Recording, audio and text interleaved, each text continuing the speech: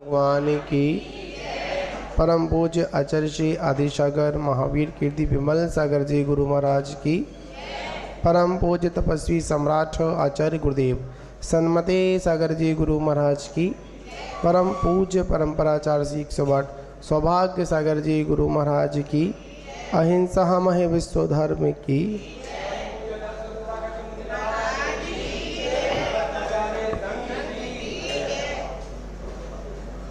मान बाबू, हम सभी लोग जिनेंद्र भगवान के द्वारा वर्णित और गुरुओं के द्वारा बताया गया उस श्रावक धर्म की चर्चा कर रहे हैं जो प्रारंभिक भूमिका में अत्यंत आवश्यक है। अगर प्रारंभिक भूमिका अगर नहीं हम लोगों की व्यवस्थित नहीं है तो आगे की मंजिल भी हमारी व्यवस्थित नहीं होगी। क्योंकि कहा जाता है इमारत को खड़ा करने से पहले नींव की मजबूती चाहिए। इमारत बहुत सुंदर अच्छी बना दी पर जो नींव था वो कमज़ोर कर लिया,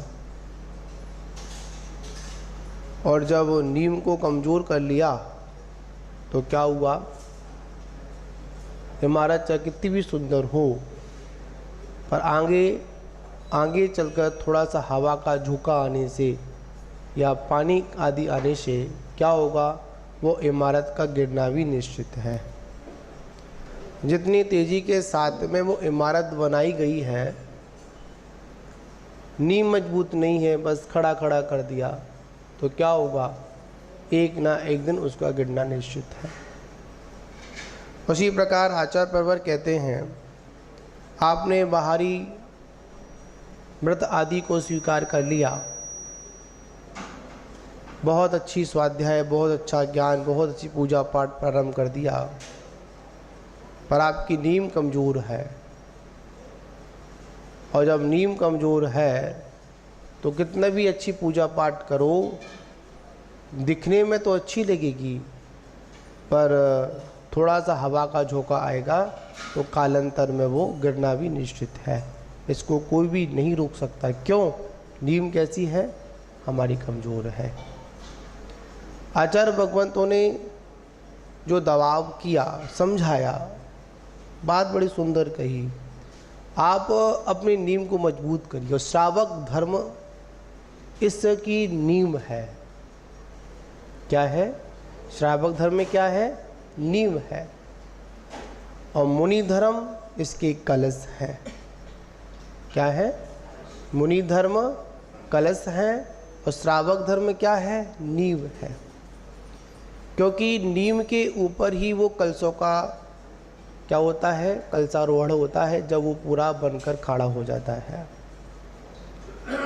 तो आचार्य भगवंत कहते हैं श्रावक की चर्चा यहाँ पर की जा रही है। पूर्व में हम करीब दिन तो नहीं पता, मगर लंबा समय, 1 हफ्ते से ऊपर हो गया, हम लोग इसी पर चर्चा कर रहे हैं और इसमें एक ही बात निकल कर आती है। तो यहाँ पर एक अभी तक जितनी सारी बात हम लोगों ने की, जिसमें अब आचार्य यहाँ पर हमको उसका अभिप्राय प्रस्तुत कर रहे हैं, आखिर वो कहना क्या चाह रहे हैं। उन्होंने कहा जो श्रद्धालु, श्रद्धालु का मतलब जो श्रद्धावान है, ठीक है ना, जो श्रद्धावान है जैन शासन को सुनता है। किसको सुनता है? जैन शासन के अलावा किसी को भी सुनना पसंद नहीं करता। तुम्हारा यहाँ पर जैन शासन से राग हो गया, अन्य शासन से द्वेष हो गया ना, ऐसा भी नहीं है। जिन शासन को श्रद्धा पूर्वक सुनता है, अन्य लोग भी अगर बात कहते हैं तो उनकी बातों को भी सुनता है। और सुनने के बाद अपना विवेक लगाता है, पर जिन शासन से अपनी श्रद्धा को चलायमान नहीं करता है, इसको सुनना बोलते हैं। क्या समझे आप लोग? सुन तो सभी के हैं, अच्छा भी सुनते हैं और बुरा भी सुनते हैं, पर ग्रहण किसको करना है? अच्छाई ग्रहण करनी है, बुराइयों को कभी ग्रहण नहीं करना है। गुण ग्रहण का भाव रहे नित, दोष ना दृष्टि ना दोषो पर जाए। किसका भाव होना चाहिए? गुण ग्रहण का। अगर कोई कैसी भी कोई बात बोल रहा है तो निश्चित उसमें कुछ ना कुछ सार छुपा हुआ है। घड़ी कितनी भी बंद क्यों ना पड़ी हो, समय नहीं दिखाती हो, पर कम से कम 2 वक्त का समय तो ठीक ही बताती है, बंद घड़ी भी बताती है। यहाँ पर इसी बात को समझना है। जो श्रद्धालु है, जिन शासन को मानने वाला है और जिन शासन की भी मानने वाला है, को मानने वाला है और की भी मानने वाला, ऐसा श्रद्धालु क्या करता है? किसको सुनता है? मात्र जिन शासन को ही सुनना पसंद करता है। जिन शासन को क्यों सुनना पसंद करता है? वो इसलिए करता है कि जिन शासन सिर्फ जिह्वा मात्र से नहीं है, जीवन मात्र से भी हमको शिक्षा देता है। बहुत लोगों ने कहा अहिंसा परमो धर्म की बातें तो बहुत लोग करते हैं, बहुत लोग प्रवचन भी देते हैं, बहुत लोग उस पर अलग अलग आलेख भी लिखते हैं, बड़ी बड़ी विशेषता बताते हैं, पर चलकर कोई नहीं बताता। क्या समझे आप लोग? चलकर कोई नहीं बताता। मात्र एक जिन शासन ही ऐसा शासन है जो कहता बाद में है, पहले उस अहिंसा परमो धर्म के मार्ग पर चलकर दिखाता है। इसलिए क्या कहा? जैन शासन को सुनता है, उसके साथ करे पात्र जनों में अर्घ को तुरंत प्रदान करता है। पात्र का मतलब सुपात्र, ठीक है ना? और सुपात्र में भी क्या वर्णन आया? 3 भेद किए, उत्तम, मध्यम, जघन्य। मुनराज उत्तम पात्र, ठीक। कौन हुए? उत्तम पात्र हुए, जो हमारे साधु संत हैं, दिगंबर पिछीधारी हैं, जो राग द्वेष से रहित हैं। अपन बोलते भी हैं, विषयों की आशा नहीं जिनके, साम्र भाव धन रखते हैं, है ना? प्रतिदिन प्रथम मीर वापरा ही नहीं है, पूरी लाइन आपको याद होगी पूरी, ठीक है ना? आचार्य भगवंत समद्व स्वामी भी कहते हैं, विषयासा विषाती तो नरारंभो परिग्रह, ज्ञान ध्यान तपो रखता तपस्वी सा प्रशस्ते। ऐसे आचार उपाध्याय साधु, और साधु में सब गर्भित हैं, उपाध्याय भी गर्भित है और आचार्य भी गर्भित है, ठीक है ना? ऐसे उत्तम पात्र कौन कहलाते हैं? हमारे वीतरागी निर्गंत साधु। ये कौन है? उत्तम पात्र हैं। मध्यम पात्र कौन है? आर्यका माता जी, ठीक है, ऐलक जी, क्षुल्लक जी और क्षुल्लिका। ये कौन है? हमारे मध्यम पात्र हैं। क्यों? ये व्रती हैं, पंचम गुण स्थान व्रती हैं, ठीक है ना? अब जघन्य पात्र कौन होंगे? जो चतुर्थ गुण स्थान व्रती सम्यक दृष्टि है। कौन है हमारे? वो जघन्य पात्र हैं। इनको क्या करना? इनको देखते ही तुरंत क्या देना? अर्घ देना। अर्घ से मतलब क्या हुआ? इनका यथा योग्य सम्मान करना, इनका सत्कार करना, इनकी पूजन करना। अर्घ से मतलब क्या है? अर्घ चढ़ा दिया, काम हो गया क्या? अर्घ समर्पित पर हो, काम हो गया। बस चावल लिए और सभी द्रव्यों को मिलाया और क्या बना लिया? अर्घ बना लिया। और हम महाराज जी मिले या चतुर्वेद संघ का दर्शन हुआ, तुरंत क्या किया? वहाँ पे समर्पित कर दिया? नहीं। अर्घ से मतलब है कि उनकी यथा योग्य संयम में किसी भी प्रकार की कोई विराधना ना हो पाए, उनकी सेवा में इस प्रकार लगे रहना कि इनका ये कहीं संयम के मार्ग से कभी च्युत ना हो जाए। इसे भैया व्रत कहते हैं, इसे क्या कहते हैं? इसको अपन अर्घ समर्पित करते हैं, इसको पूजा कहते हैं। हम लोग संयमियों की संयम में साधक बने। क्या बने हम लोग? संयमियों के साधन में क्या बने? साधक बने। तो ठीक है। और अगर हम संयमियों के साधना में अगर साधक नहीं बन रहे हैं तो हम जैन श्रावक भी नहीं हैं। हमारे द्वारा अगर किसी गुरु के मन में या संघ के मन में अगर कोई विकल्प अगर आ गया, क्या आ गया? विकल्प आ गया, तो बताओ क्या होगा? बताइए, क्या वो साधना कर पाएंगे? नहीं कर पाएंगे। इसलिए कहा जाता है श्रावक वही है जो चतुर्विध संघ की यथा योग्य ऋतुओं को देखते हुए, मौसम को देखते हुए, उनकी स्थिति को देखते हुए उनकी भैया व्रत करता है। क्या करता है? भैया व्रत करता है।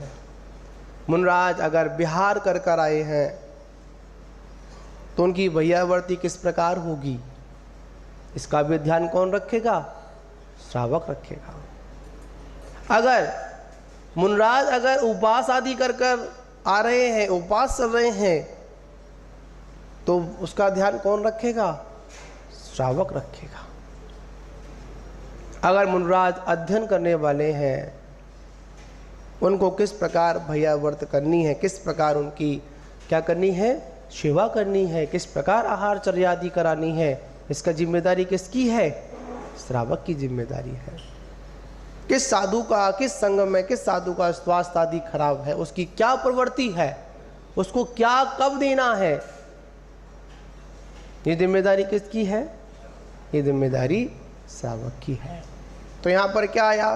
पात्र जनों में अर्घ को तुरंत प्रदान करना। पात्र मिल जाए, पात्र मतलब उत्तम, मध्यम और जघन्य।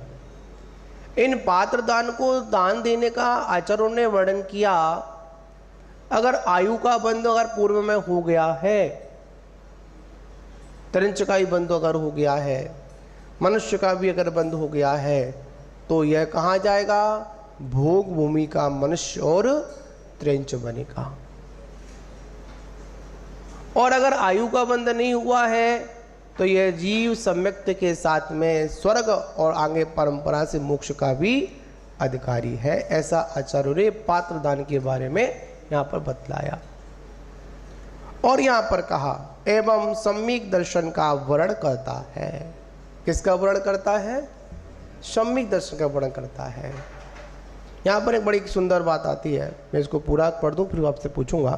तथा सुकृत मतलब पुण्य करके संयम का आचरण करता है, उसे क्या कहते हैं? उसको श्रावक कहते हैं। श्रावक तो बुद्धिपूर्वक पुण्य श्रव करता है। कैसे करता है? बुद्धिपूर्वक। अबुद्धिपूर्वक नहीं करता, बुद्धि लगाता है।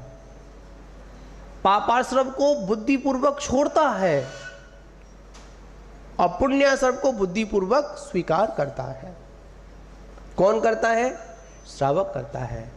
मुनराज बुद्धिपूर्वक पापाश्रव, बुद्धिपूर्वक पापाश्रव को पहले छोड़ देते हैं, पर अबुद्धिपूर्वक पुण्याश्रव होता है, पर पुण्य की कामना नहीं करते हैं, क्योंकि पुण्य भी मोक्ष मार्ग में बाधक है। पर किसके लिए? जब तक वहां पर नहीं पहुंच जाए तब तक पहले पुण्य को मत छोड़ देना।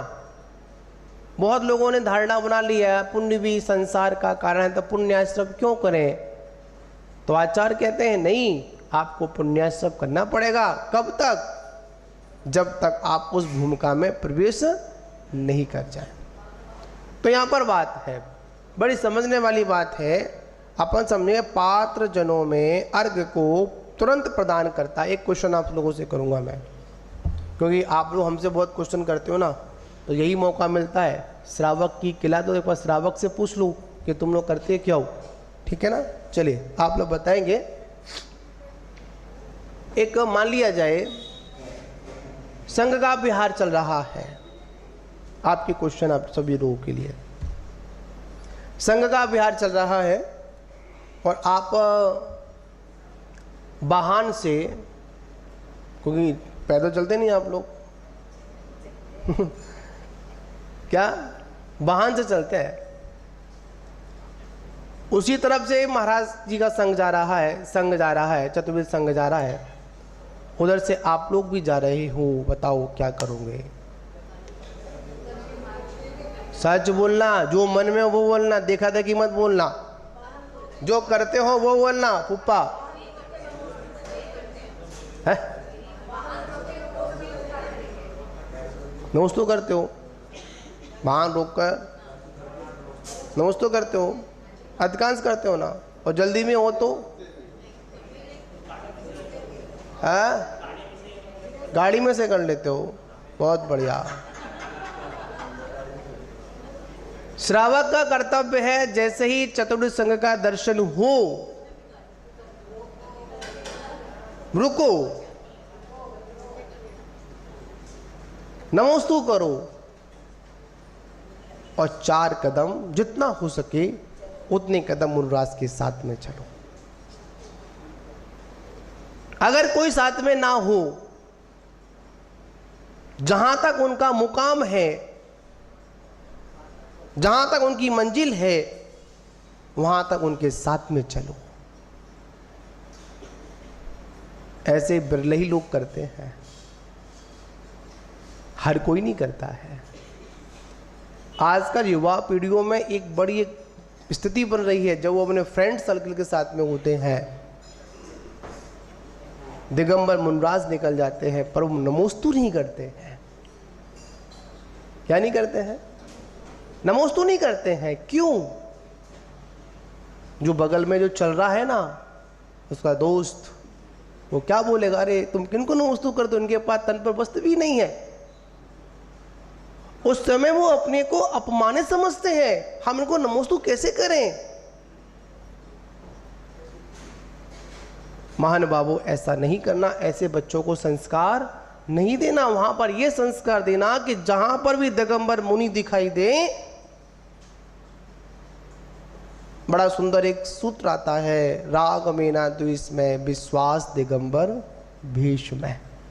ना राग में ना द्वेष में, विश्वास कहां पर? वहां दिगंबर भीष्म, जिसके पास में पिछी कमंडल है, वो कहीं से ही विहार कर रहा हो, तो श्रावक का कर्तव्य बनता है कि सबसे पहले उनको नमस्कार करे, उनकी विनय करे, और विनय करने के बाद जहां तक हो वहां तक चले। पर कोई साथ में ना हो तो उनको यथा स्थान तक उनको पहुंचाएं।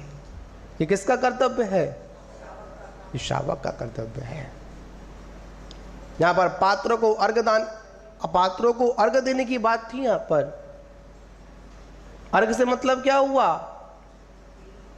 ये हुआ उनके विहार में, उनके आहार में क्या करना, उनकी सामायिक में बाधा ना डालना। अगर बाधा अगर आ रही हो तो उसको दूर करना। गुरुओं की कभी भी हमको परीक्षा नहीं करनी है, प्रतीक्षा करनी है। क्या करनी है? प्रतीक्षा करनी है।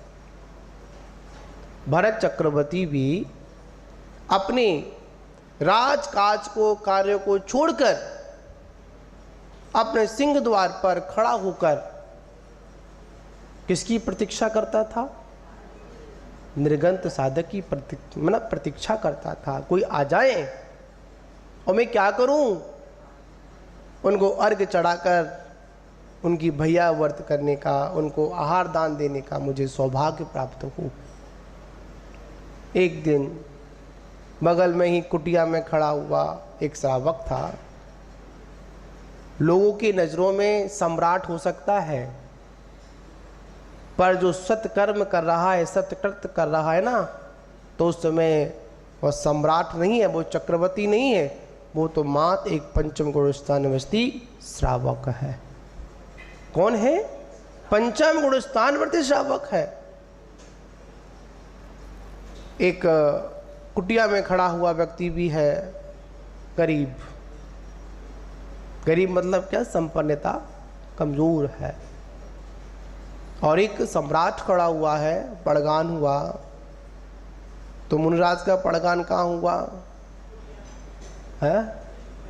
बहुत मानो कुटिया बोला आपने, वरना यही बोलते यही होगा, सम्राट किया होगा। क्या समझे? कहाँ पर? कुटिया में पड़गान हुआ। भरत चक्रवर्ती उस कुटिया में रहने वाले श्रावक की भूरी भूरी प्रशंसा करता है। क्या करता है?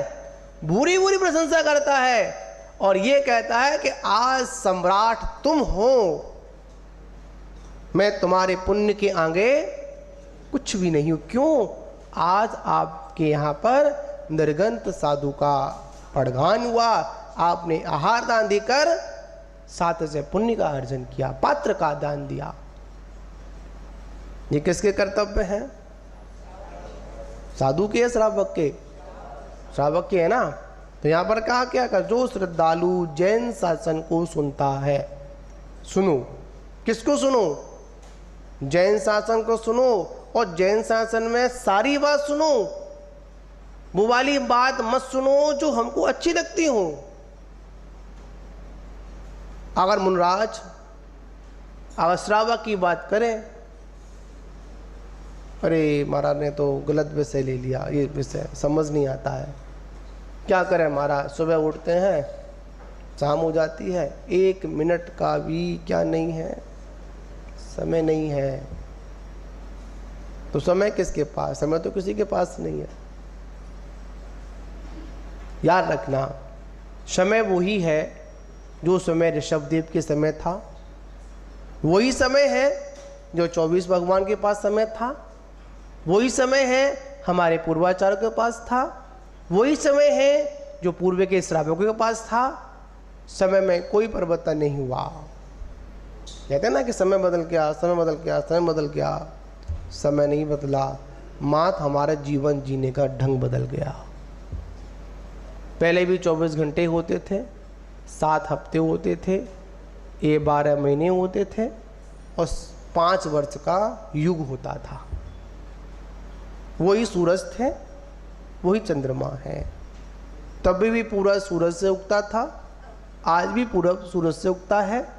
पहले भी पूरा पश्चिम से अस्त होता था, आज भी पश्चिम से अस्त होता है।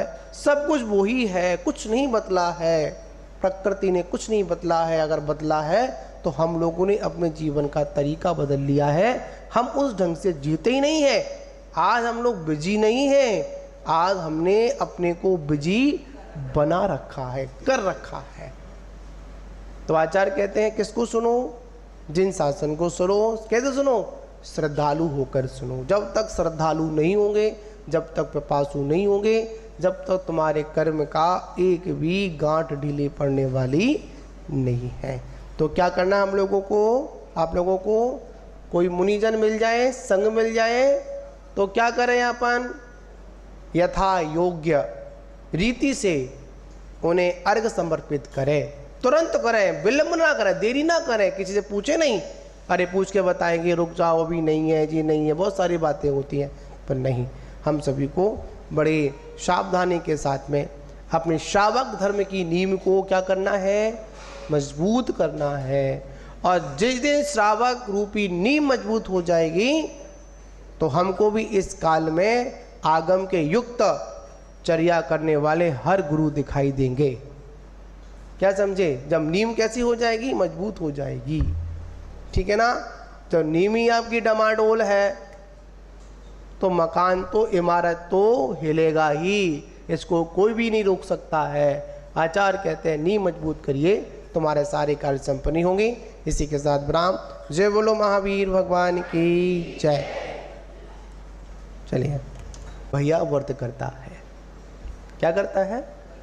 भैया व्रत करता है। मुनिराज अगर बिहार कर कर आए हैं तो उनकी भैयावर्ती किस प्रकार होगी, इसका भी ध्यान कौन रखेगा? श्रावक रखेगा।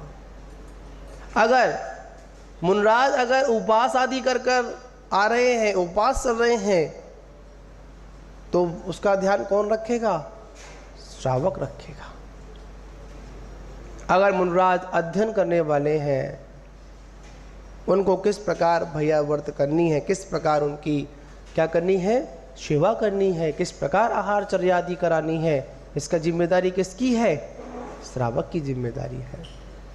किस साधु का, किस संग में किस साधु का स्वास्थ्य आदि खराब है, उसकी क्या प्रवृत्ति है, उसको क्या कब देना है, ये जिम्मेदारी किसकी है, ये जिम्मेदारी श्रावक की है। तो यहाँ पर क्या आया, पात्र जनों में अर्घ को तुरंत प्रदान करना, पात्र मिल जाए, पात्र मतलब उत्तम, मध्यम और जघन्य। इन पात्र दान को दान देने का आचार्यों ने वर्णन किया। अगर आयु का बंध अगर पूर्व में हो गया है, त्रिंच का ही बंध अगर हो गया है, मनुष्य का भी अगर बंध हो गया है, तो यह कहाँ जाएगा, भोग भूमि का मनुष्य और त्रिंच बनेगा। और अगर आयु का बंध नहीं हुआ है, तो यह जीव सम्यक्त के साथ में स्वर्ग और आगे परंपरा से मोक्ष का भी अधिकारी है। ऐसा आचार्यों ने पात्र दान के बारे में यहाँ पर बतलाया। और यहाँ पर कहा एवं सम्यक दर्शन का वर्णन करता है। किसका वर्णन करता है, सम्यक दर्शन का वर्णन करता है। यहाँ पर एक बड़ी सुंदर बात आती है, मैं इसको पूरा पढ़ दूँ फिर आपसे पूछूंगा। तथा सुकृत मतलब पुण्य करके संयम का आचरण करता है, उसे क्या कहते हैं, उसको श्रावक कहते हैं। श्रावक तो बुद्धिपूर्वक पुण्य श्रव करता है। कैसे करता है, बुद्धिपूर्वक। अब बुद्धिपूर्वक नहीं करता, बुद्धि लगाता है। पापाश्रव को बुद्धिपूर्वक छोड़ता है और पुण्याश्रव को बुद्धिपूर्वक स्वीकार करता है। कौन करता है, श्रावक करता है। मुनराज बुद्धिपूर्वक पापाश्रव, बुद्धिपूर्वक पापाश्रव को पहले ही छोड़ देते हैं, पर अबुद्धिपूर्वक पुण्याश्रव होता है, पर पुण्य की कामना नहीं करते हैं, क्योंकि पुण्य भी मोक्ष मार्ग में बाधक है। पर किसके लिए, जब तक वहां पर नहीं पहुंच जाए तब तक पहले पुण्य को मत छोड़ देना। बहुत लोगों ने धारणा बना लिया है पुण्य भी संसार का कारण है, तो पुण्याश्रव क्यों करें। तो आचार्य कहते हैं नहीं, आपको पुण्याश्रव करना पड़ेगा। कब तक, जब तक आप उस भूमिका में प्रवेश नहीं कर जाए। तो यहाँ पर बात है, बड़ी समझने वाली बात है।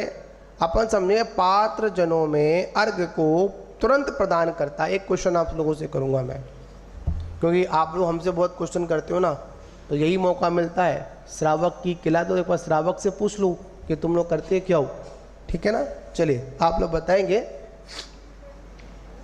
एक मान लिया जाए संघ का विहार चल रहा है, आपके क्वेश्चन आप सभी लोगों के लिए।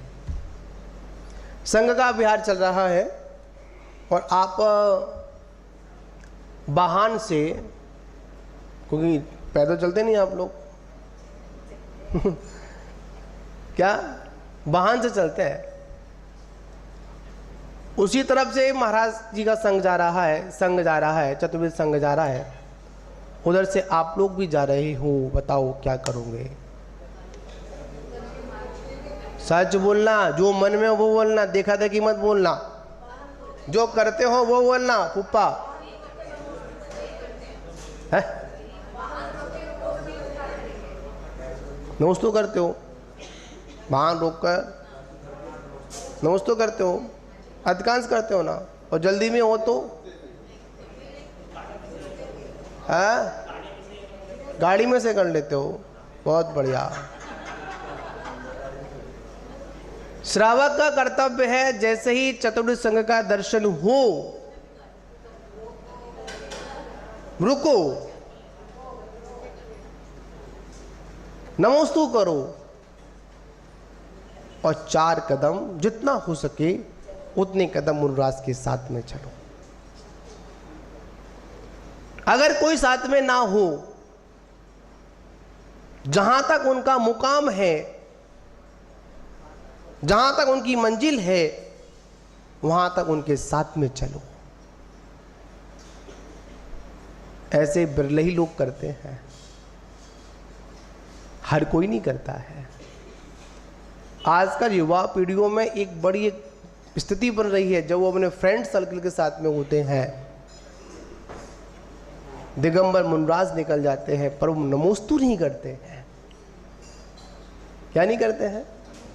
नमोस्तु नहीं करते हैं। क्यों? जो बगल में जो चल रहा है ना, उसका दोस्त, वो क्या बोलेगा, अरे तुम किनको नमोस्तु करते हो, इनके पास तन पर वस्त्र भी नहीं है। उस समय वो अपने को अपमानित समझते हैं, हम इनको नमोस्तु कैसे करें। महानुभावों, ऐसा नहीं करना, ऐसे बच्चों को संस्कार नहीं देना। वहां पर यह संस्कार देना कि जहां पर भी दिगंबर मुनि दिखाई दे, बड़ा सुंदर एक सूत्र आता है, राग में ना द्वेष में विश्वास दिगंबर भीष्म में। ना राग में ना द्वेष में, विश्वास कहाँ पर? वहाँ दिगंबर भीष्म, जिसके पास में पिछी कमंडल है, वो कहीं से ही विहार कर रहा हो, तो श्रावक का कर्तव्य बनता है कि सबसे पहले उनको नमस्कार करे, उनकी विनय करे, और विनय करने के बाद जहाँ तक हो वहाँ तक चले, पर कोई साथ में ना हो तो उनको यथा स्थान तक उनको पहुँचाएं। ये किसका कर्तव्य है? श्रावक का कर्तव्य है। यहाँ पर पात्रों को अर्घदान, अपात्रों को अर्घ देने की बात थी। यहाँ पर अर्घ से मतलब क्या हुआ? ये हुआ उनके विहार में, उनके आहार में क्या करना, उनकी सामायिक में बाधा ना डालना। अगर बाधा अगर आ रही हो तो उसको दूर करना। गुरुओं की कभी भी हमको परीक्षा नहीं करनी है, प्रतीक्षा करनी है। क्या करनी है? प्रतीक्षा करनी है। भरत चक्रवर्ती भी अपने राजकाज को, कार्य को छोड़कर अपने सिंह द्वार पर खड़ा होकर किसकी प्रतीक्षा करता था? निर्गंत साधक की प्रतीक्षा करता था। कोई आ जाए और मैं क्या करूं? उनको अर्घ चढ़ाकर उनकी भैया व्रत करने का, उनको आहार दान देने का मुझे सौभाग्य प्राप्त हो। एक दिन बगल में ही कुटिया में खड़ा हुआ एक श्रावक था। लोगों की नज़रों में सम्राट हो सकता है, पर जो सत्कर्म कर रहा है, सत्कृत्य कर रहा है ना, तो उस समय वह सम्राट नहीं है, वो चक्रवर्ती नहीं है, वो तो मात्र एक पंचम गुण स्थान निवासी श्रावक है। कौन है? पंचम गुण स्थान वर्ती श्रावक है। एक कुटिया में खड़ा हुआ व्यक्ति भी है, गरीब। गरीब मतलब क्या? संपन्नता कमजोर है। और एक सम्राट खड़ा हुआ है, पड़गान हुआ। तो मुनिराज का पड़गान कहाँ हुआ है? बहुत मानो कुटिया बोला आपने, वरना यही बोलते यही होगा, सम्राट किया होगा। क्या समझे? कहाँ पर? कुटिया में पड़गान हुआ। भरत चक्रवर्ती उस कुटिया में रहने वाले श्रावक की भूरी भूरी प्रशंसा करता है। क्या करता है? भूरी भूरी प्रशंसा करता है, और ये कहता है कि आज सम्राट तुम हो, मैं तुम्हारे पुण्य के आगे कुछ भी नहीं हूं। क्यों? आज आपके यहाँ पर निर्गंत साधु का पड़गान हुआ, आपने आहार दान देकर साथ से पुण्य का अर्जन किया, पात्र का दान दिया। ये किसके कर्तव्य है? साधु के, श्रावक के? श्रावक के है ना। तो यहाँ पर कहा क्या कर, जो श्रद्धालु जैन शासन को सुनता है, सुनो। किसको सुनो? जैन शासन को सुनो, और जैन शासन में सारी बात सुनो, वो वाली बात मत सुनो जो हमको अच्छी लगती हो। अगर मुनराज अगर श्रावक की बात करें, अरे महाराज ने तो गलत विषय ले लिया, ये विषय समझ नहीं आता है, क्या करें महाराज, सुबह उठते हैं शाम हो जाती है, 1 मिनट का भी क्या नहीं है, समय नहीं है। तो समय किसके पास? समय तो किसी के पास नहीं है। याद रखना, समय वही है जो समय ऋषभदेव के समय था, वही समय है जो 24 भगवान के पास समय था, वही समय है हमारे पूर्वाचार्यों के पास था, वही समय है जो पूर्व के श्रावकों के पास था। समय में कोई परिवर्तन नहीं हुआ। कहते हैं ना कि समय बदल गया, समय बदल गया, समय बदल गया। समय नहीं बदला, मात्र हमारा जीवन जीने का ढंग बदल गया। पहले भी 24 घंटे होते थे, 7 हफ्ते होते थे, 12 महीने होते थे और 5 वर्ष का युग होता था। वही सूरज थे, वही चंद्रमा है।